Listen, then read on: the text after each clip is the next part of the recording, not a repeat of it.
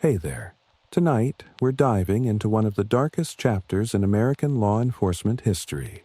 Not a story about catching criminals or protecting the innocent, but about a massive, illegal campaign by the FBI to spy on, infiltrate, discredit, and destroy American citizens whose only crime was exercising their constitutional rights. For 15 years, from 1956 to 1971, the Federal Bureau of Investigation conducted a secret program called COINTELPRO, short for Counterintelligence Program, that transformed J. Edgar Hoover's bureau from a law enforcement agency into something closer to a domestic secret police. This wasn't occasional overreach or a few rogue agents going too far. This was systematic. This was approved at the highest levels. This was thousands of operations targeting tens of thousands of Americans, documented in hundreds of thousands of pages of classified files. And for decades, almost no one outside the FBI knew it was happening. If this kind of deep dive into declassified government operations helps you unwind or keeps you company through the night, feel free to like the video and subscribe to the channel. And let me know in the comments where you're listening from and what time it is. There's something grounding about knowing others are out there, learning these same hidden truths, grappling with the uncomfortable reality of what our government did in secret. So, settle in. What you're about to hear isn't speculation. It's documented fact, pulled from FBI files stolen by activists, exposed by congressional investigations, and confirmed by the Bureau's own internal documents. This is the story of how the FBI waged war on American citizens in the name of national security, and how a small group of activists risked everything to expose the truth. The story begins in the shadow of World War II, as America emerges victorious but paranoid. The alliance with the Soviet Union, born of necessity against Nazi Germany, dissolves almost immediately into suspicion and hostility. By 1947, the Cold War is in full swing. The Soviets have consolidated control over Eastern Europe. Communist parties are gaining strength in Western Europe. And in Washington, fear of communist infiltration reaches fever pitch. This isn't entirely irrational fear. The Soviets do run espionage operations in the United States. There are actual Soviet spies. The atomic bomb secrets do leak to Moscow, partly through espionage. But what starts as legitimate counterintelligence quickly metastasizes into something far broader and more sinister. The definition of threat expands, the methods become more extreme, and the oversight disappears entirely. At the center of this transformation stands one man who will dominate American law enforcement for nearly half a century. John Edgar Hoover becomes director of the Bureau of Investigation, the FBI's predecessor, in 1924 at age 29. He holds that position for 48 years, until his death in 1972. No other person in American history has wielded that kind of unchecked power over domestic intelligence for that long. Hoover is a master bureaucrat and an obsessive collector of information. He understands instinctively that knowledge is power, and that secrets are the most powerful knowledge of all. From his earliest days as director, Hoover builds files. Files on politicians, files on judges, files on journalists, files on civil rights leaders, labor organizers, professors, students, anyone whose politics deviate from Hoover's narrow definition of acceptable American behavior. And Hoover's definition is very narrow indeed. He's a political conservative, a fierce anti-communist, and deeply suspicious of social change. He views the civil rights movement through the lens of Soviet infiltration. He sees anti-war protesters as communist dupes or deliberate saboteurs. He regards the women's movement, the environmental movement, any movement challenging traditional power structures as fundamentally un-American.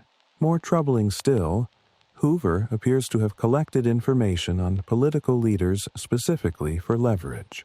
Presidents and attorneys general, the people who theoretically oversee the FBI, are reluctant to challenge Hoover because they fear what's in his files. It's an open secret in Washington that crossing J. Edgar Hoover can be hazardous to your political career. He has the dirt, and he's not afraid to use it, or to let people know he has it. By the 1950s, as anti-communist hysteria reaches its peak with Senator Joseph McCarthy's hearings and blacklists spreading through Hollywood and academia, Hoover decides that surveillance and intelligence gathering aren't enough. The FBI needs to move from passive observation to active disruption. It needs to not just watch these groups, but to actively destroy them. And so, in 1956, COINTELPRO is born. The first COINTELPRO operation targets the Communist Party of the United States of America. On paper, this seems reasonable enough. The CPUSA has ties to Moscow. Some members are actual Soviet intelligence assets. The party espouses the overthrow of capitalism and, in its more revolutionary rhetoric, the U.S. government itself. Surely, this is a legitimate target for counterintelligence operations. But the methods Hoover authorizes go far beyond traditional law enforcement. COINTELPRO operations don't gather evidence for prosecution. They're not building criminal cases. They're psychological warfare operations aimed at American citizens on American soil. The tactics are diverse and creative in their cruelty. The FBI infiltrates the party with informants who aren't just observers, but active provocateurs, pushing for more extreme positions, creating factions, fostering disputes. Agents send anonymous letters to Communist Party members containing false information designed to create suspicion and paranoia. Who's the informant? Who can be trusted? The letters don't need to be true. They just need to create doubt. The Bureau uses what it calls snitch jacketing, deliberately spreading rumors that loyal party members are FBI informants. The goal is to get the party itself to expel or ostracize valuable members, tearing the organization apart from within. In some cases, these false accusations lead to violence. People accused of being informants are beaten, threatened, driven out of the movement. The FBI knows this will happen. In some cases, they're counting on it. Agents contact the employers of party members, revealing their political affiliations, often anonymously, knowing this will likely result in the termination. In the 1950s, being identified as a communist can end careers, destroy reputations, shatter families. The FBI weaponizes this fear systematically. They also work to prevent the party from renting meeting halls, from getting permits for public gatherings, from having access to normal civic infrastructure. They feed information to sympathetic journalists who publish damaging stories based on FBI-provided material without attribution. They coordinate with local police to harass party members, arranging for frequent traffic stops, housing inspections, any legal pretext for making life difficult. The scope is impressive and disturbing. Over the course of COINTELPRO's operations against the Communist Party, the FBI conducts hundreds of operations. And here's the crucial detail that will echo through all of COINTELPRO's history. Most of the people targeted aren't accused of any crime. They haven't committed espionage. They haven't engaged in sabotage. Their activity is political speech, protected by the First Amendment. But Hoover doesn't care about constitutional niceties. In his view, the communist threat is existential. Normal rules don't apply. And besides, these operations are secret. No one outside the FBI knows they're happening. No judges issue warrants. No congressional committees exercise oversight. It's Hoover's kingdom, and he rules it absolutely. And then, emboldened by the success against the Communist Party, the FBI expands. By the early 1960s, COINTELPRO has metastasized into multiple separate programs, each targeting different groups. There's COINTELPRO Socialist Workers' Party, aimed at the Trotskyist socialist organization. There's COINTELPRO White Hate Groups, targeting the Ku Klux Klan and similar organizations, though this receives far less attention and resources than the programs aimed at left-wing groups.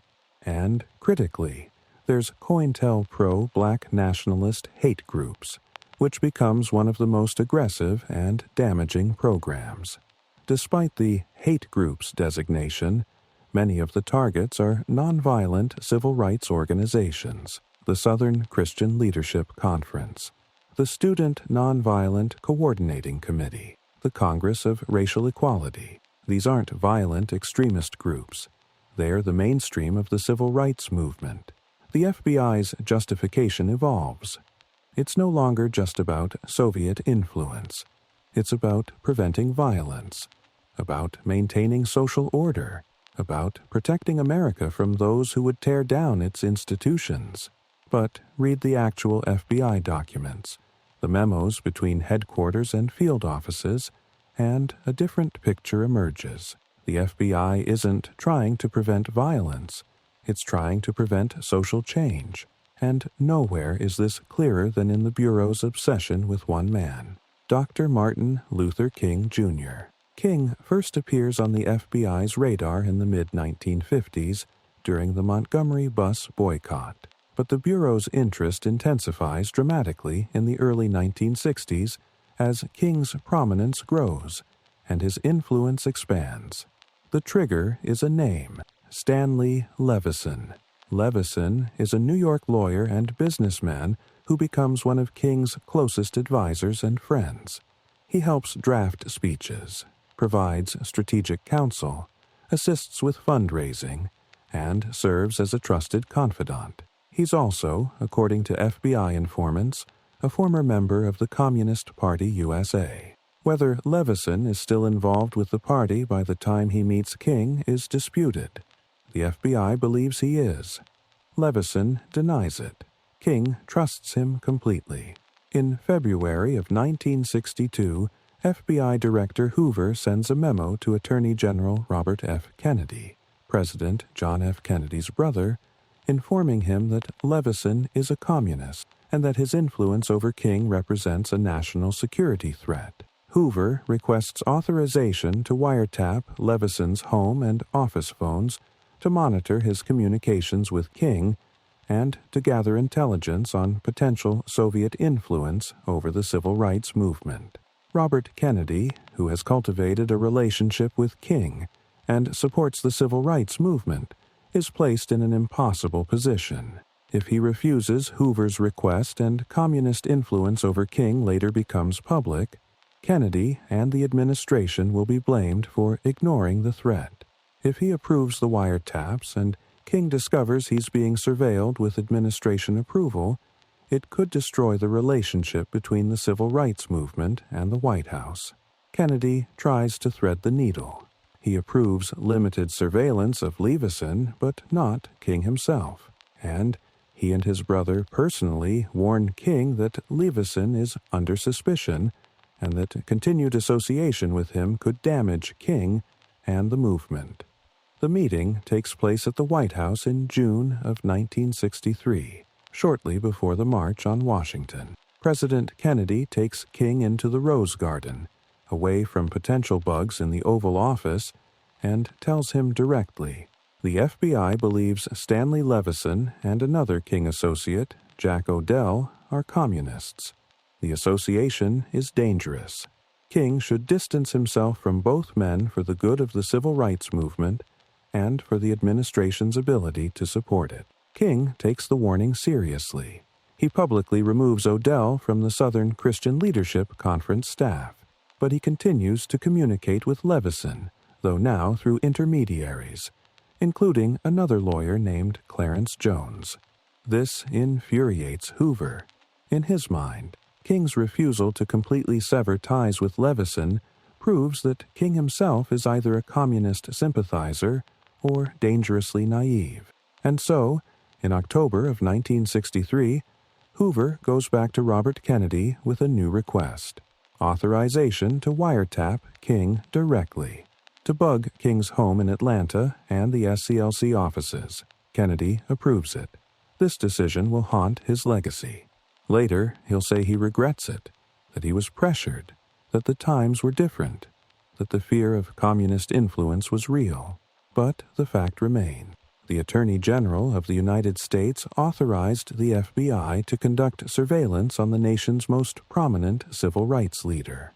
And the FBI doesn't stop with the authorized wiretaps. Once they have Kennedy's approval for King's home and office, they expand far beyond that authorization. They bug King's hotel rooms when he travels.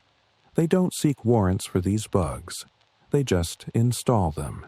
Agents break into hotel rooms before King arrives, plant listening devices, and record everything that happens inside. The surveillance is extensive. Over the next several years, the FBI plants 16 bugs in King's hotels and offices. They install 8 wiretaps on his phones and those of his associates. The recorded material runs to thousands of hours, and the Bureau isn't looking for evidence of communist activity. That pretense drops away fairly quickly. What they're looking for, what they become obsessed with finding, is anything that can damage King personally, and they find it. The hotel room bugs capture King in his private moments, and like many men who spend extended periods away from home in high-stress environments, King is sometimes not alone. The recordings reveal extramarital affairs, drunken parties, off-color jokes, all the messy, complicated, flawed humanity that emerges when people think they're in private. For Hoover, this is gold. He's not interested in King's civil rights work. He's not interested in King's speeches about justice and equality. He's interested in destroying King's reputation. He wants to prove that this Nobel Peace Prize-winning minister, this moral voice of the civil rights movement, is a hypocrite and a fraud. The Bureau creates what they call monographs, compilations of the most damaging material from the surveillance, and they circulate these to other government agencies, to friendly journalists, to religious leaders, to anyone they think might use the information to undermine King. They leak details to reporters, hoping for damaging stories. They send excerpts to church officials, suggesting King is unfit for leadership. But the most chilling action comes in November of 1964, just days before King is scheduled to travel to Oslo to receive the Nobel Peace Prize. Someone at the FBI, most likely William Sullivan, Hoover's deputy director, who oversees COINTELPRO operations, assembles a package. It contains a compilation tape of audio from the hotel room surveillance, apparently capturing King in compromising situations. And it contains a letter. The letter is anonymous. It's typed on plain paper with no signature or identifying information. It's rambling, sometimes incoherent, filled with vitriol and threats. It calls King a fraud, a liar, and worse. It describes him as evil and corrupt. And then, near the end, it delivers what reads unmistakably as a threat and a deadline. The letter references King receiving the Nobel Prize in 34 days and suggests that before then, King should take action.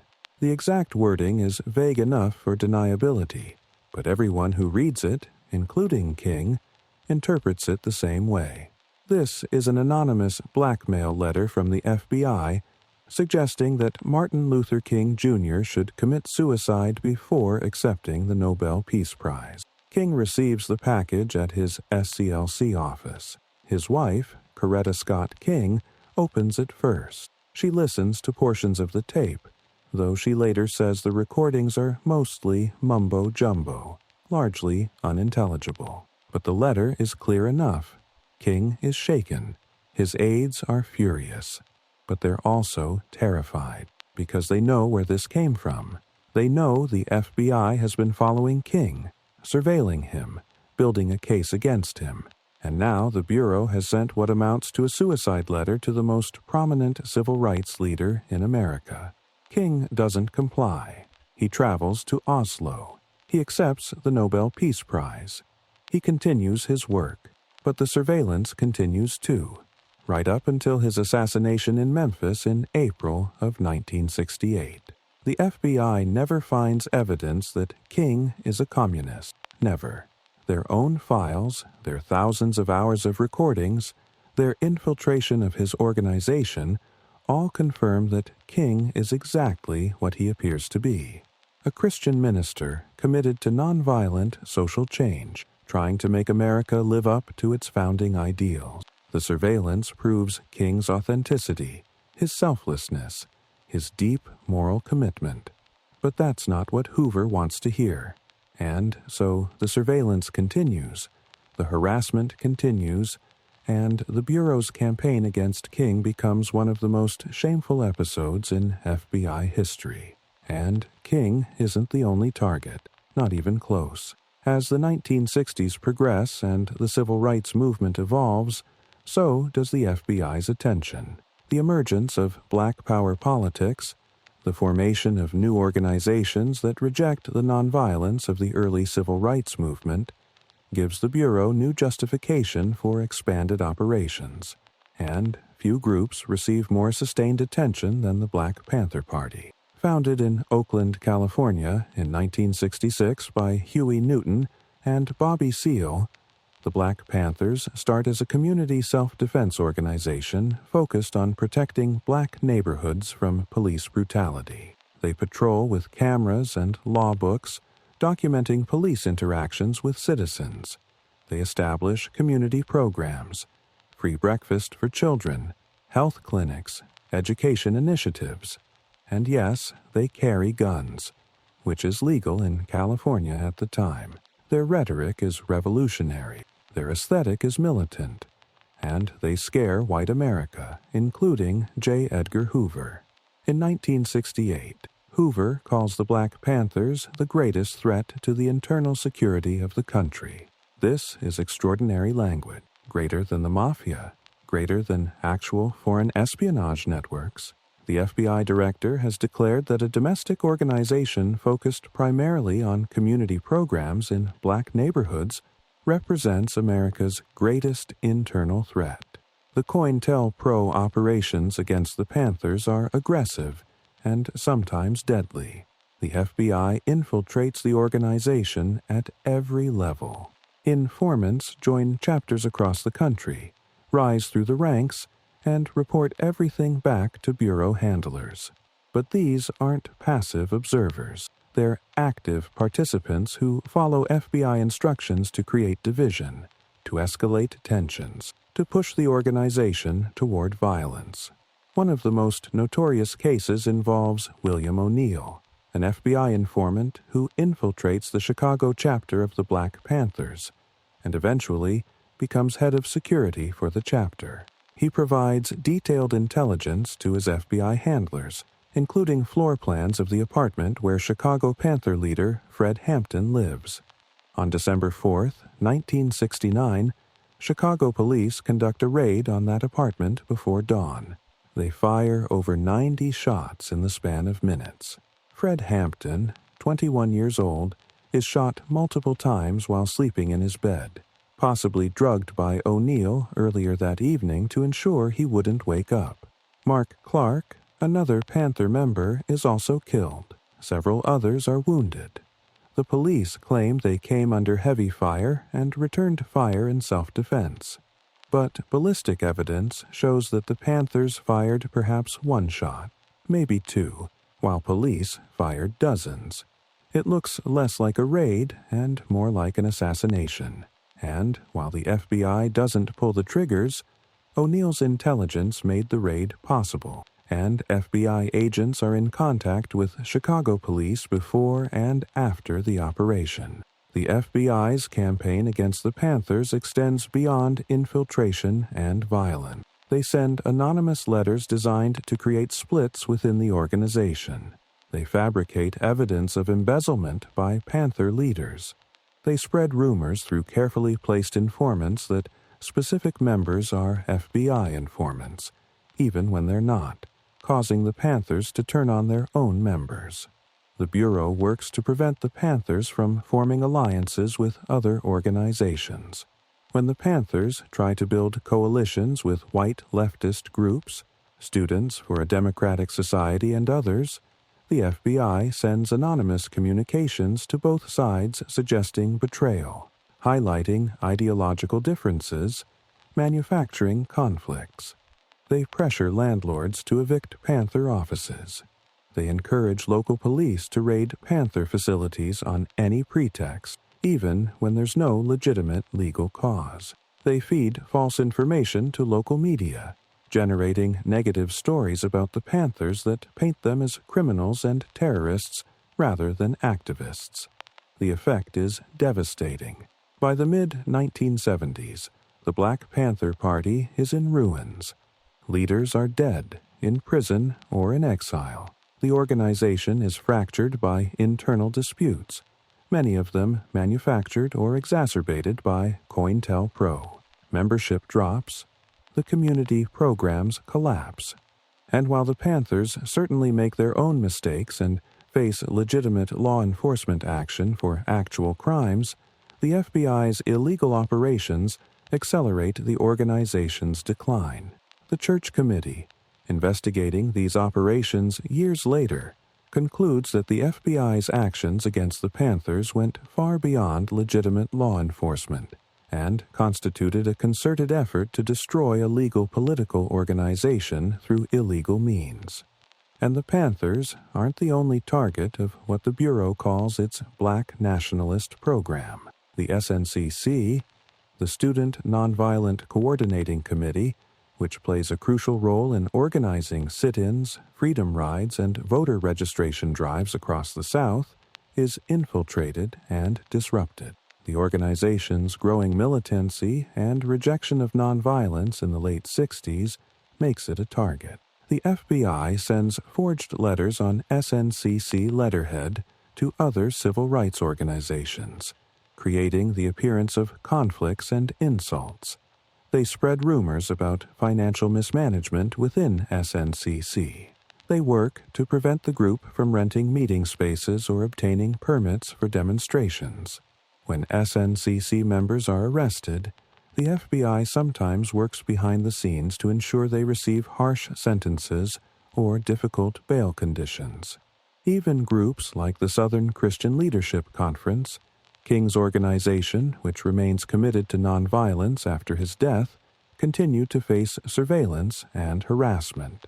The assumption underlying all of this is that any organization advocating for Black power, Black equality, or Black self-determination is inherently suspicious and probably dangerous. But the FBI's domestic war extends beyond the civil rights movement. As the 1960s progress and opposition to the Vietnam War grows, the FBI launches COINTELPRO operations against the anti-war movement. Students for a Democratic Society, one of the largest student activist organizations of the era, becomes a major target. The FBI plants informants in SDS chapters across the country. These informants don't just observe. They advocate for more militant tactics, for more aggressive actions, pushing the organization toward extremes that will alienate moderate supporters and justify law enforcement crackdowns. The Bureau's goal is articulated clearly in internal documents: to enhance the paranoia endemic to these circles, to create the impression that there's an FBI agent behind every mailbox. They want activists to become so suspicious of each other that organizing becomes impossible. And they're remarkably successful. The FBI targets draft resistors with particular enthusiasm. Young men who refuse induction into the military or who burn their draft cards are subjected to intensive surveillance. The Bureau monitors their movements, taps their phones, opens their mail. They work with the Selective Service to ensure draft resistors are prosecuted aggressively. They sometimes suggest to local law enforcement that these individuals be targeted for unrelated violations, anything to make their lives difficult. Religious groups opposing the war aren't exempt. Quakers and other pacifist organizations find themselves under FBI surveillance despite having no connection to violence or illegal activity beyond participating in legal protests. The Bureau attends their meetings, photographs participants, compiles dossiers on members. The implication is clear. Political dissent itself is suspicious, regardless of whether any laws are being broken. The FBI also targets women's liberation organizations. The emerging feminist movement, with its challenges to traditional gender roles and its demands for legal and social equality, strikes Hoover as subversive. Groups like the National Organization for Women find themselves infiltrated and monitored. The Bureau pays particular attention to connections between feminism and other social movements, looking for signs of coordination that might indicate broader revolutionary intent. Environmental groups, Native American activists protesting government policies, Puerto Rican independence advocates, all become COINTELPRO targets. The common thread isn't violence or criminality, it's dissent, it's questioning authority, it's demanding change to established systems and power structures. And through it all, almost no one outside the FBI knows any of this is happening. COINTELPRO is classified. The operations are conducted in secret. Victims don't know why they're being harassed, why employers suddenly fire them, why friendships turn sour, why their organizations tear themselves apart with internal conflicts. They suspect surveillance, but they don't know the scope. They don't know the methods. They don't know that their own government is waging psychological warfare against them. Until March 8, 1971, when everything changes. The town of Media, Pennsylvania, is a quiet suburb of Philadelphia, the kind of place where nothing much happens. The FBI field office there is a small operation, just a two-man office on the second floor of a building at One Veterans Square. It handles routine investigations, maintains files on local cases, and generally operates beneath public notice. On the night of March 8th, while much of America watches the fight of the century, the heavyweight championship bout between Muhammad Ali and Joe Frazier, a group of 8 activists breaks into that small FBI office. They've been planning this for months. They've surveilled the building, studied the patterns of activity, determined when the office is empty. They've learned to pick locks. They've acquired the tools they'll need. The group calls themselves the Citizens Commission to Investigate the FBI. They're ordinary people, not professional criminals or trained spies. There's a cab driver, a daycare director, 2 college professors, a social worker. They're united by opposition to the Vietnam War and suspicion that the FBI is conducting illegal surveillance and intimidation of activists. They've discussed what they suspect but can't prove, and they've decided that the only way to find proof is to steal the FBI's own files. The plan is audacious and dangerous. Breaking into a federal law enforcement office to steal classified documents carries serious prison time. If caught, they'll almost certainly serve lengthy sentences. But they're convinced the risk is worth it if they can expose what the FBI is really doing. 21-year-old Keith Forsyth is assigned the crucial task of picking the lock on the office door. The others station themselves at various points around the building, some in getaway cars, others keeping watch. They've chosen March 8th specifically because they're betting that FBI agents and local police will be at home watching the Ali-Frazier fight, giving them the best chance of going undetected. Forsyth works on the lock for hours. It's harder than expected. He's practiced on similar locks, but this one is stubborn. Sweat soaks his fancy clothes, the suit he's wearing as a disguise to look like he belongs in the building. But finally, around midnight, the lock yields. The door opens. Inside, the office is dark and unguarded. Row after row of file cabinets wait, stuffed with documents. The burglars enter, spread out, and begin opening drawers. They can't read everything in detail. There's no time. So they make a crucial decision. They'll take everything. Every file, every document, every piece of paper in the office. They'll sort through it later. They work quickly but carefully, removing files from cabinets, stuffing them into suitcases. The volume is overwhelming. There are over 1,000 documents here, more than they anticipated. But they're committed now. They load everything they can carry and slip out into the night. The FBI doesn't discover the burglary immediately. When agents arrive at the media office the next morning, they find the door unlocked, the cabinets empty, and a note taped to a filing drawer. Citizens commissioned to investigate the FBI. The Bureau's response is immediate and massive. This is an unprecedented breach of FBI security. Classified documents are in the hands of unknown individuals. Hoover orders what will become one of the largest investigations in FBI history. Over 200 agents are assigned to find the burglars. The Philadelphia field office conducts thousands of interviews. They trace the photocopies of the documents when they start showing up, identifying the copying machines used at Haverford College and Temple University. They develop suspects, including several of the actual burglars, though they never quite develop enough evidence for arrests. But the investigation, massive as it is, can't stop what happens next. Because the Citizens Commission doesn't just steal the files. They analyze them carefully, looking for the most damaging and significant documents, and then they start mailing them out. Copies go to members of Congress. Copies go to several major newspapers. And, most importantly, a set goes to Betty Metzger, a reporter at the Washington Post. Most newspapers refuse to publish. The New York Times and the Los Angeles Times both alert the FBI that they've received stolen classified documents and decline to print them, citing national security concerns. But the Washington Post, under editor Ben Bradlee, makes a different decision. Bradlee, who will make a similar decision a few months later when Daniel Ellsberg delivers the Pentagon Papers, decides the public has a right to know what's in these files. On March the 24th, 1971, the Washington Post runs Betty Metzger's story on the front page. The headline reveals what the files contain: evidence of extensive FBI surveillance and intimidation of activists exercising their First Amendment rights.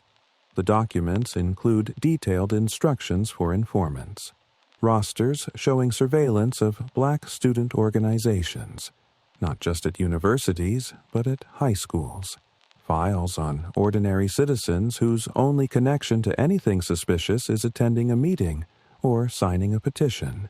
And most damningly, multiple documents referring to something called COINTELPRO. That term, COINTELPRO, means nothing to the public. It doesn't appear in any FBI documents that have been made public before, but it appears repeatedly in the media documents, always in the context of operations aimed at disrupting and discrediting domestic groups. The implication is clear. This isn't just surveillance for intelligence gathering. This is active interference in legal political activity. One document is particularly revealing. It's a memo from FBI headquarters bearing J. Edgar Hoover's signature, discussing the goals of enhanced surveillance of protest groups. The stated purpose is to create paranoia, to make activists believe that there's an FBI agent behind every mailbox, listening to every conversation, reading every piece of mail. The FBI wants movements to tear themselves apart through suspicion and fear. Another document details surveillance not just of Black activists, but of the entire Black community in the media area. Every place where Black people gather, churches, stores, community center, all of it is under FBI watch. The public reaction is immediate and intense. This isn't what Americans want to believe about the FBI. The Bureau's public image, carefully cultivated over decades, is of incorruptible G-men catching criminals and protecting the nation. The idea that the FBI is conducting illegal surveillance of ordinary citizens, that it's actively working to disrupt legal political organizations, clashes violently with that image. Members of Congress demand investigations. Civil liberties organizations file lawsuits. Journalists begin digging deeper, following the trail suggested by the media documents. And slowly, piece by piece, the full scope of COINTELPRO begins to emerge. Hoover, faced with this public exposure, makes a fateful decision.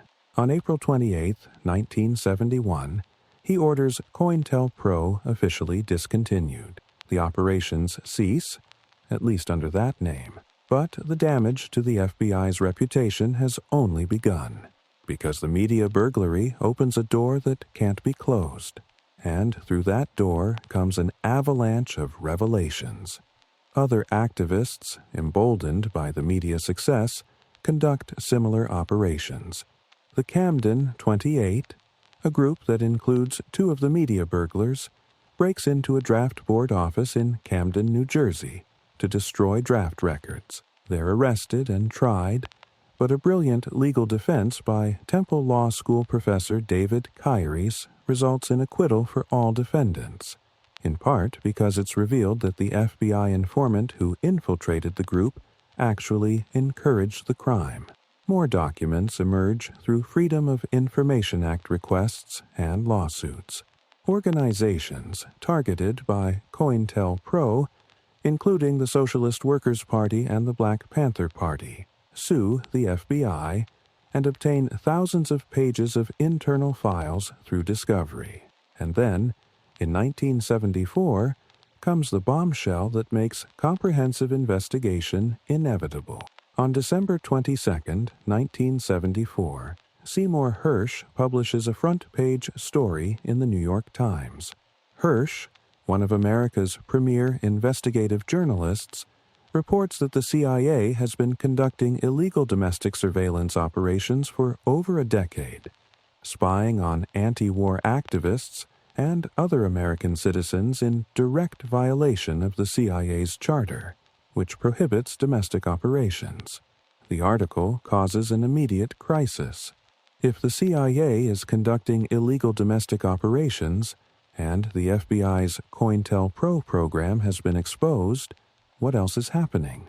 What else don't Americans know about their intelligence agencies' activities?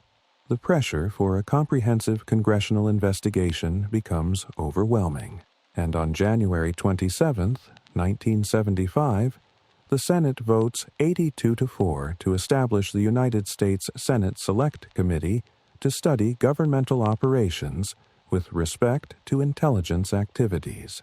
It will be chaired by Senator Frank Church of Idaho, and it will come to be known simply as the Church Committee. The committee's mandate is sweeping: investigate the activities of the FBI, CIA, NSA, and IRS, going back to the 1930s, examine domestic and foreign operations, determine what laws have been broken, what abuses have occurred, and recommend reforms to prevent future violations. Over the next 16 months, the Church Committee conducts one of the most comprehensive investigations into intelligence activities in American history. They review more than 110,000 documents. They interview over 800 witnesses. They hold public hearings that are broadcast on television, bringing previously classified operations into living rooms across America.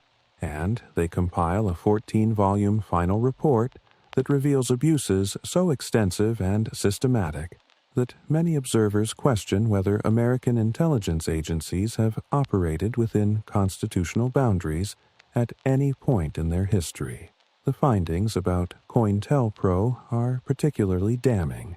The committee establishes that from 1956 to 1971, the FBI conducted over 2,000 COINTELPRO operations, 2,000 separate actions aimed at domestic individuals and groups.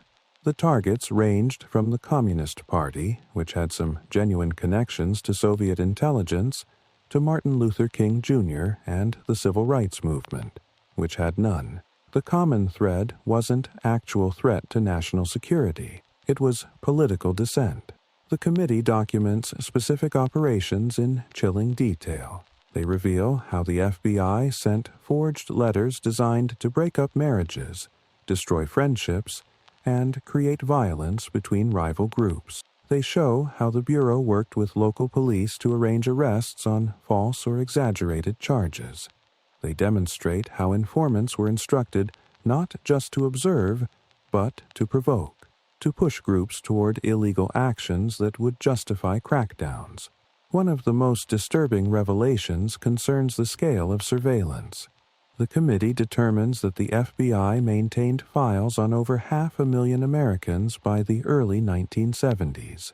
500,000 individual dossiers on American citizens, most of whom had never been charged with any crime. The files contained information from wiretaps, bugs, mail opening, informant reports, and trash collection. Every aspect of these people's lives documented and filed away in FBI headquarters. The committee also exposes the personal nature of Hoover's obsessions.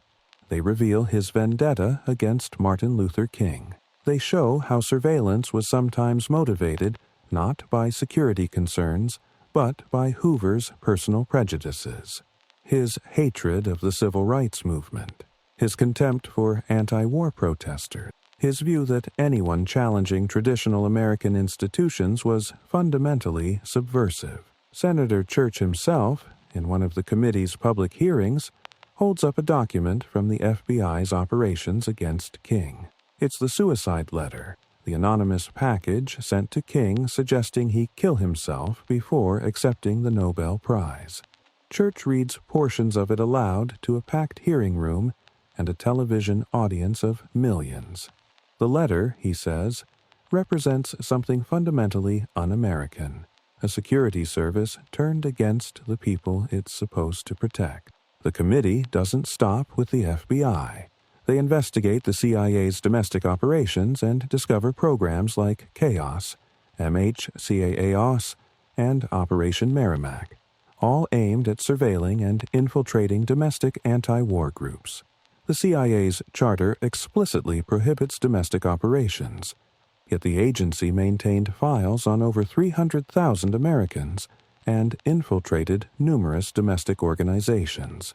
They investigate the National Security Agency and uncover Project Shamrock and Project Minaret, programs where the NSA, working with international cable companies, copied every telegram entering or leaving the United States for decades, from 1945 to 1975. Millions of private communications, opened and read by NSA analysts looking for foreign intelligence. But the NSA also maintained watch lists of American citizens, using these telegram intercepts to monitor domestic activists, journalists, and even members of Congress. The committee discovers that the CIA and NSA worked together on programs to intercept and photograph the outside of mail sent to and from the Soviet Union, building databases of Americans who corresponded with people behind the Iron Curtain.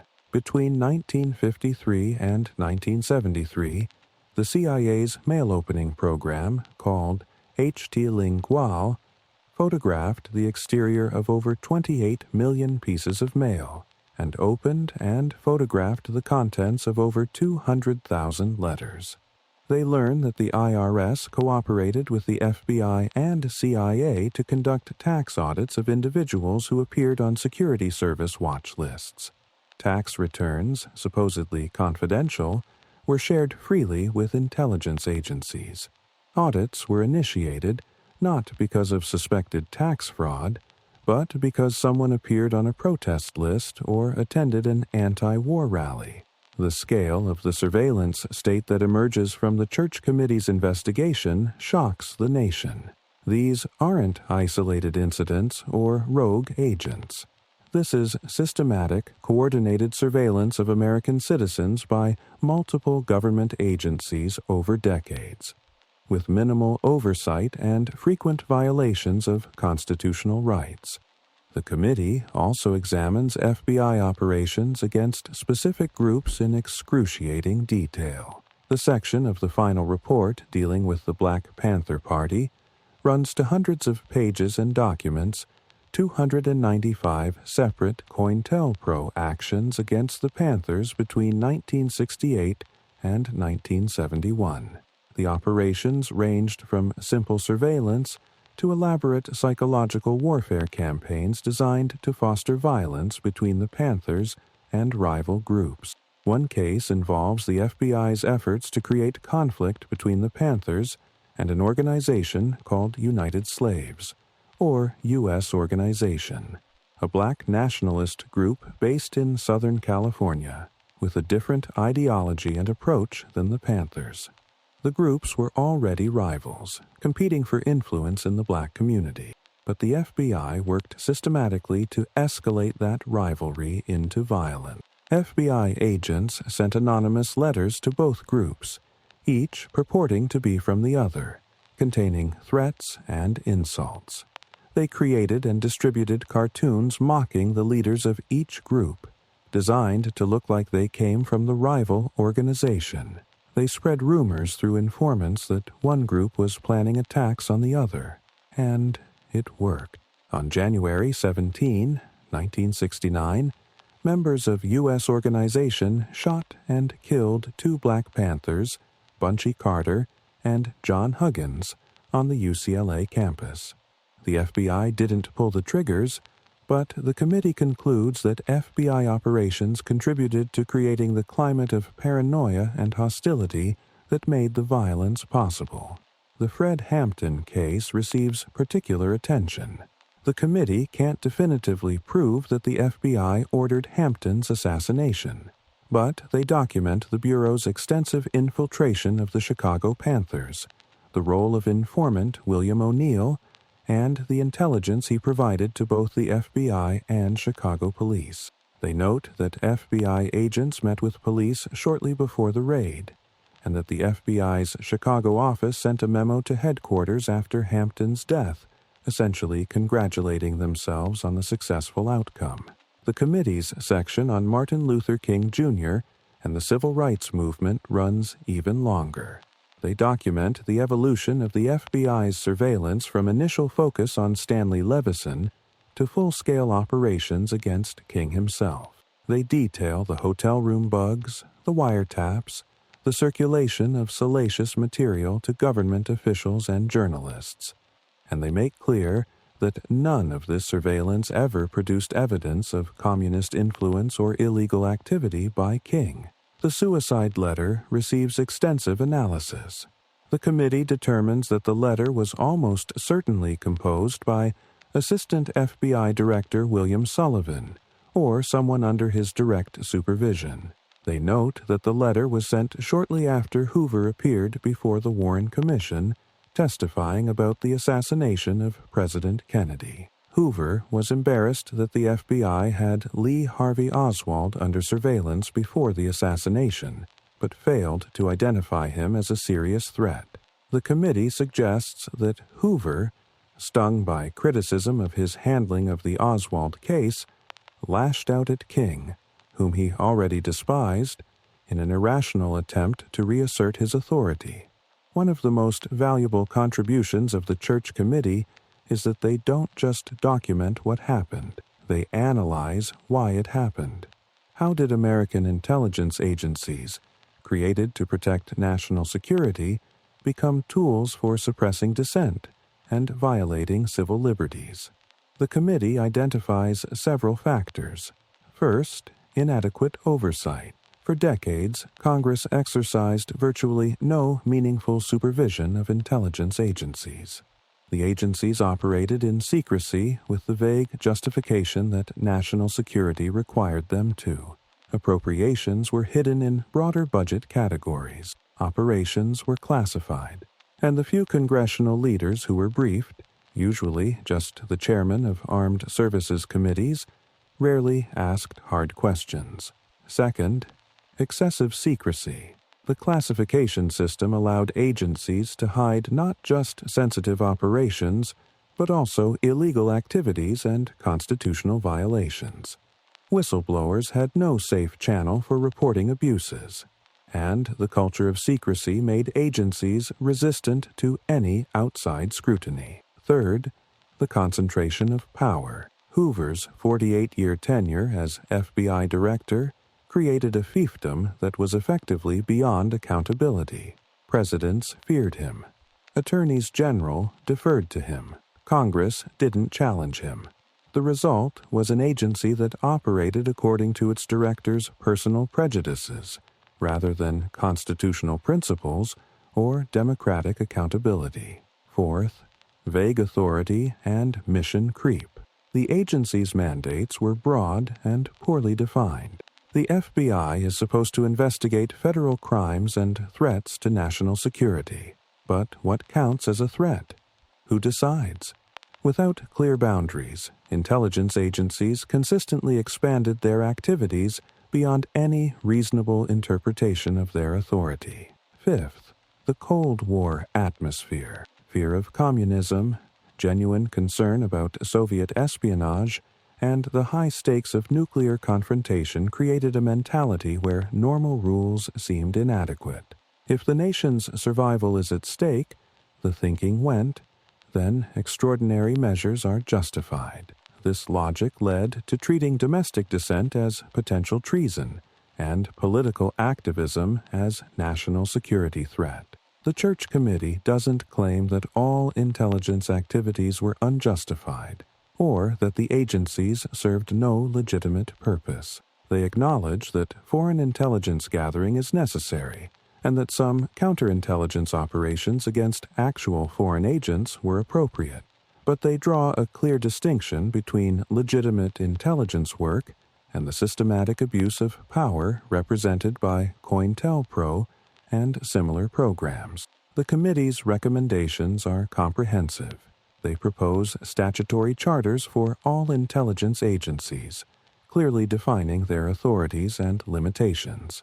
They recommend that Congress establish permanent intelligence oversight committees in both the House and Senate, with regular access to classified information and the authority to investigate abuses. They suggest limiting FBI wiretaps and bugs to specific criminal investigations approved by courts, ending the practice of surveillance based on vague national security claim. They propose restricting the tenure of FBI directors to ensure no future director serves as long as Hoover, accumulating similar unchecked power. They recommend strengthening the classification system to prevent agencies from using secrecy to hide illegal activities.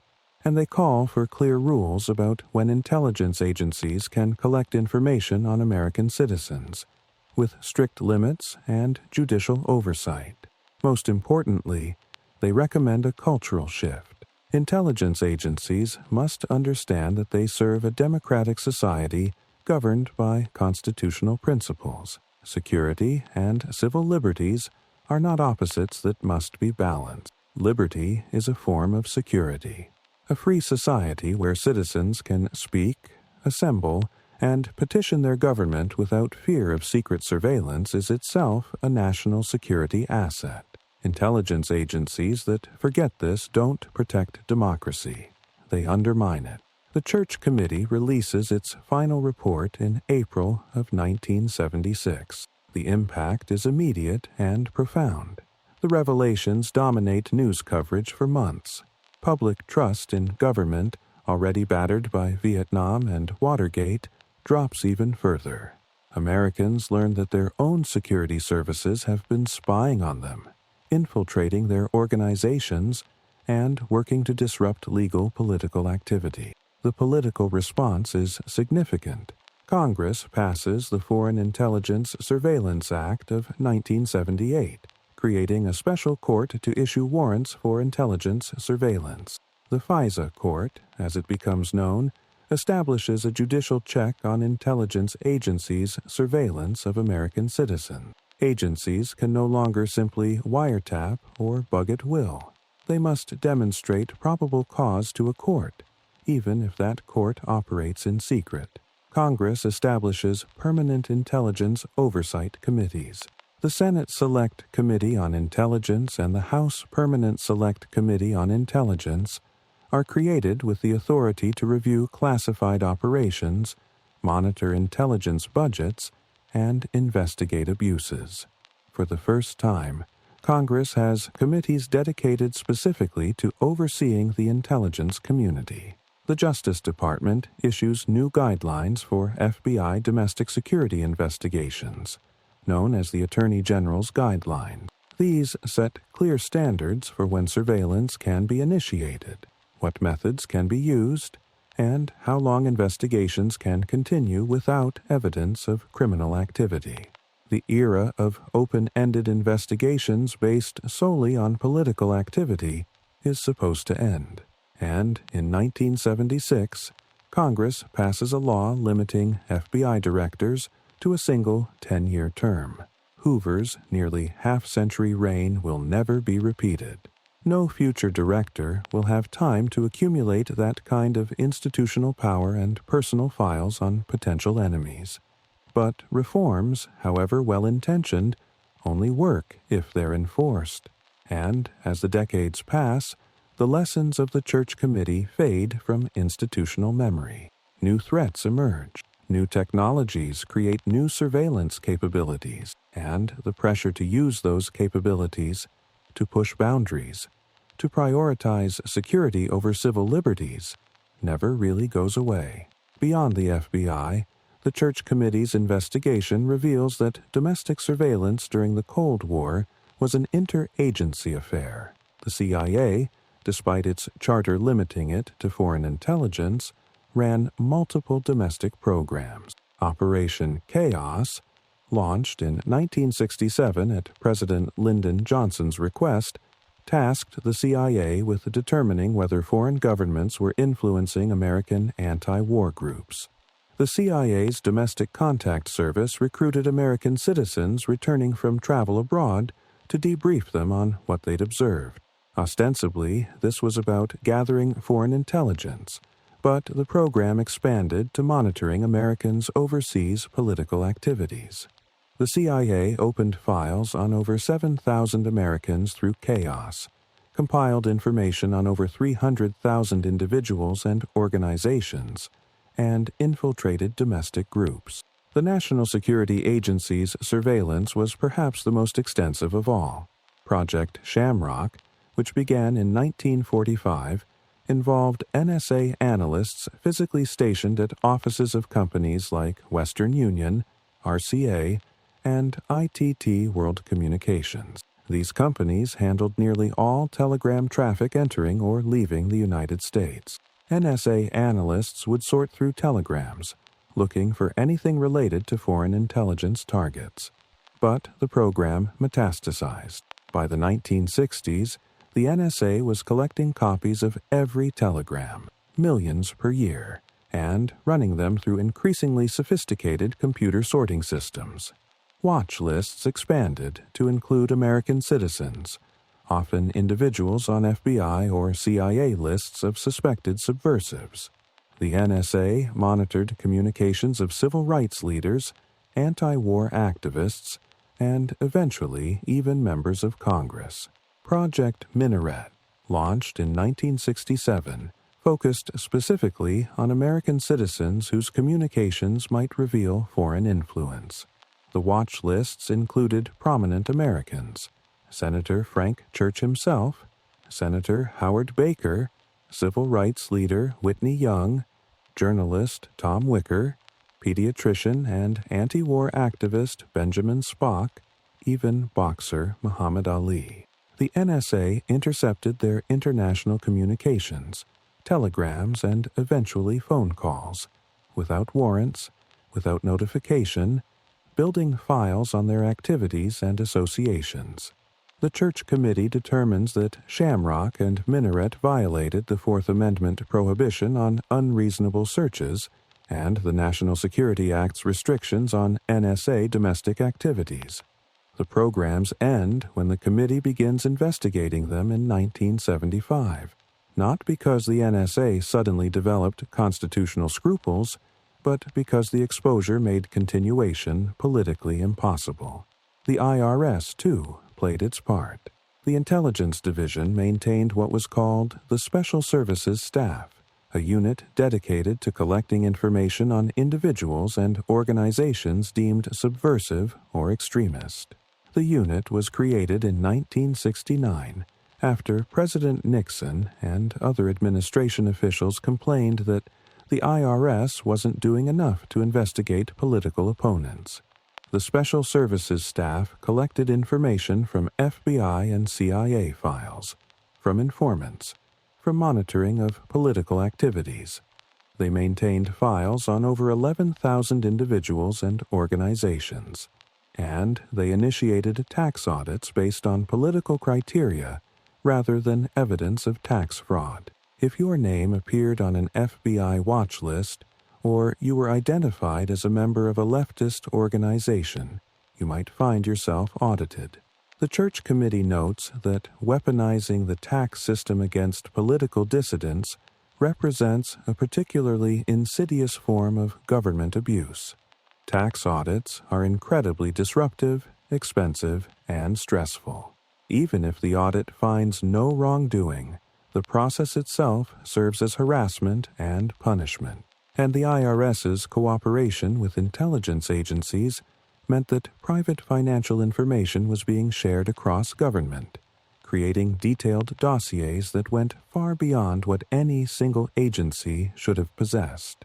Taken together, these revelations paint a picture of a surveillance state far more extensive than most Americans had imagined. Multiple agencies, operating with minimal oversight, collecting information on hundreds of thousands of citizens, sharing that information freely, and using it not to prosecute crimes, but to monitor, harass, and suppress political dissent. And the question that haunts observers then and now is, if this is what we know, what don't we know? The Church Committee investigation is comprehensive, but it's not complete. Agencies fight document production. Some records are destroyed. Some operations remain classified even after the investigation. And the committee focuses primarily on the 1950s through mid-70s. What happened before? What happened after? For the activists who were targeted, the revelations provide validation but little comfort. The Socialist Workers' Party's lawsuit against the FBI, which continues through the 1980s, ultimately results in a settlement where the FBI admits to conducting 1,200 operations against the party over several decades. But that acknowledgement doesn't undo the damage. Lives were disrupted, careers were destroyed, relationships were shattered. Some targets of COINTELPRO never recover. For the families of those who died, like Fred Hampton's mother, the revelations raise questions that can never be fully answered. The FBI contributed to the climate that led to her son's death. FBI informants provided intelligence that made the raid possible. But the actual shooting was done by Chicago police. Where does responsibility lie? The FBI's involvement is documented, but the full extent of their knowledge and complicity remains contested. For the survivors of the Citizens Commission to investigate the FBI, the Church Committee findings represent vindication. What they risked prison to expose, stealing FBI files from the media office, turned out to be even worse than they suspected. COINTELPRO was real. The surveillance was extensive. The tactics were illegal and unconstitutional. They were right to break in. They were right to steal the files. They were right to expose the truth. Remarkably, the FBI never successfully prosecutes any member of the Citizens Commission. The investigation produces suspects, but never quite enough evidence for charges. And, as public opinion shifts, as the Church Committee revelations pile up, the appetite for prosecuting the burglars disappears. In 2014, the surviving members finally reveal their identities publicly in interviews with reporter Betty Metzger, who writes a book about the burglary titled The Burglary, the discovery of J. Edgar Hoover's secret FBI.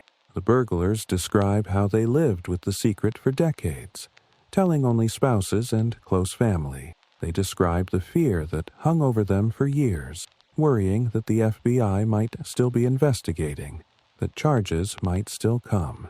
And they describe the satisfaction of watching the church committee confirm everything they'd suspected, everything the stolen files had suggested. John and Bonnie Raines, a married couple who were part of the Citizens Commission, became college professors. Keith Forsyth, who picked the lock, struggled with the stress for years, eventually getting treatment for PTSD related to his role in the burglary and the fear of prosecution. William Davidon, the physics professor who organized the action, continued his anti-war activism and his academic career. All of them lived to see their actions recognized not as crimes, but as acts of civil disobedience that helped expose massive government abuse. But the victory is incomplete, because while the Church Committee investigation led to reforms, and while COINTELPRO officially ended in 1971, the impulses that created these programs never really disappeared. The tension between security and liberty, between government power and individual rights, remains. The reforms of the 1970s hold for a while. Through the 1980s and 90s, intelligence agencies operate under tighter restrictions. The FISA court reviews surveillance requests. Congressional oversight committees exercise some check on agency activities. The Attorney General's guidelines limit domestic investigations. It's not perfect oversight, but it's better than the unchecked power of the Hoover era. And then, September 11th, 2001 happens. The terrorist attacks on New York and Washington kill nearly 3,000 people and create a security crisis that feels, to many Americans, comparable to the Cold War. The government responds with a massive expansion of surveillance authorities, and many of the restraints put in place after the Church Committee begin to erode. The USA Patriot Act, passed just 6 weeks after the attacks with minimal debate, expands government surveillance powers dramatically. The definition of terrorism is broadened. The standards for obtaining warrants are lowered. The FBI gains new authorities to conduct surveillance, to obtain records from third parties, to monitor Internet communications. Many provisions that civil libertarians fought against in the 70s are suddenly law again. The National Security Agency, revealed by whistleblower Edward Snowden in 2013 to be conducting bulk collection of telephone metadata on all Americans, revives memories of Shamrock and Minaret. The NSA's programs are more technologically sophisticated, operating in the digital age rather than the telegram era.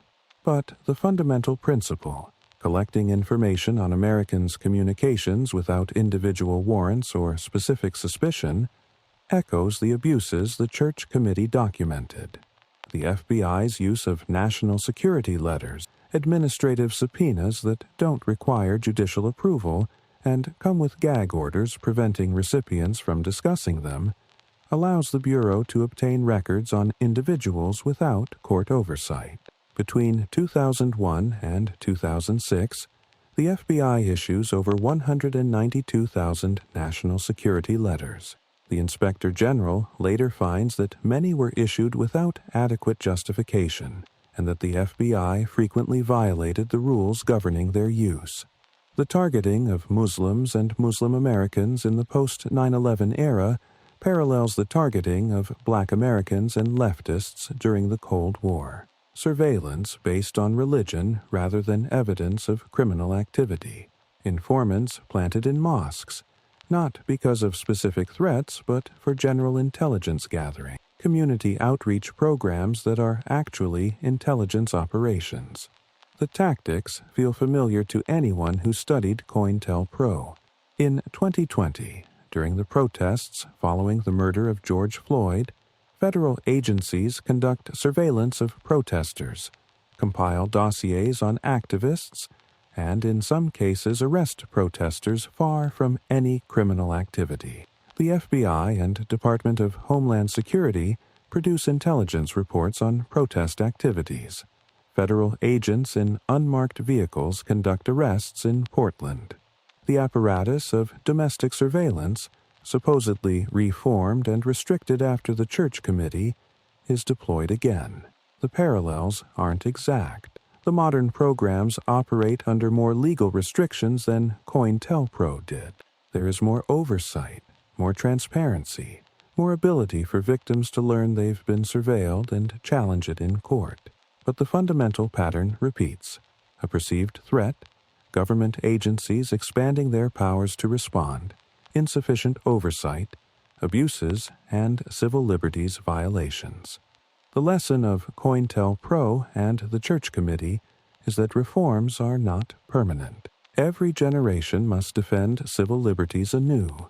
The agencies always have reasons why they need more power, more authority, fewer restrictions. The threats are always described as unprecedented, existential, requiring extraordinary measures. And oversight is always described as interfering with operations, tying agents' hands, putting the nation at risk. But history shows what happens when intelligence agencies operate without accountability. They don't just target criminals and terrorists, they target civil rights leaders and anti-war activists. They don't just collect intelligence on enemies. They collect it on ordinary citizens exercising constitutional rights. They don't just protect democracy, they undermine it. The Church Committee's final report includes a quote from Justice Louis Brandeis that captures the essential danger. Experience should teach us to be most on our guard to protect liberty when the government's purposes are beneficent. The greatest dangers to liberty lurk in insidious encroachment by men of zeal, well-meaning but without understanding. The FBI agents who conducted COINTELPRO operations weren't monsters. They were men and women who believed they were protecting the country. Hoover genuinely believed the communist threat was existential and that extraordinary measures were justified. The agents who bugged Martin Luther King's hotel rooms thought they were exposing a potential security threat. The analysts who maintained files on 500,000 Americans were doing what their superiors told them was necessary. But good intentions don't excuse constitutional violations. Patriotism doesn't justify targeting citizens for their political beliefs. And national security doesn't mean security for the nation at the expense of the principles that define the nation. The story of COINTELPRO is ultimately a story about power and its abuse, about what happens when those entrusted with protecting society decide they're above the laws that govern that society, about the courage required to expose wrongdoing when the wrongdoers are powerful and the consequences are severe, and about the fragility of civil liberties in the face of fear. The people who broke into that FBI office in Media, Pennsylvania, understood that they were breaking the law. They understood they could go to prison. But they also understood that sometimes exposing illegal government activity requires illegal private action. That sometimes civil disobedience is necessary to reveal official misconduct.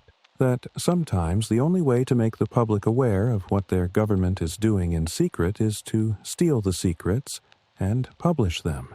The Church Committee investigators, staff attorneys, and investigators working long hours reviewing thousands of documents, interviewing hundreds of witnesses, understood that they were challenging powerful institutions. The intelligence agencies fought them at every step, claiming national security, executive privilege, the need for secrecy.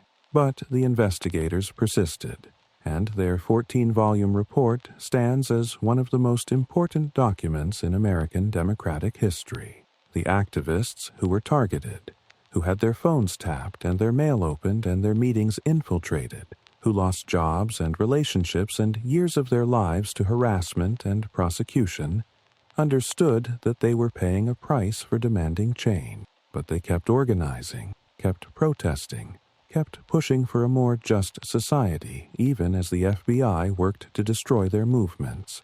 And all of them, the burglars and the investigators and the activists, helped ensure that we know this history, that COINTELPRO isn't forgotten, that the abuses of the Cold War surveillance state are documented and remembered, so that when new threats emerge and new calls for expanded surveillance arise, we can look back and ask, have we heard this before?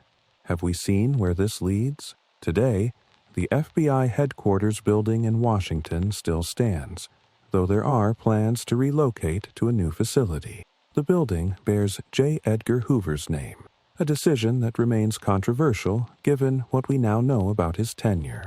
Inside, new generations of FBI agents work cases, investigate crimes, and conduct counterintelligence operations. Most are professionals trying to do legitimate law enforcement work. But the history is always there, a reminder of what can happen when power goes unchecked. In North Carolina, there's a historical marker commemorating the Media, Pennsylvania FBI office burglary. In California, there's a memorial to Fred Hampton. At the National Civil Rights Museum in Memphis, exhibits document the FBI's surveillance of Martin Luther King. These markers and museums ensure the history isn't erased, that future generations know what happened during the Cold War domestic surveillance programs. The surviving members of COINTELPRO's targets, now elderly, occasionally share their stories.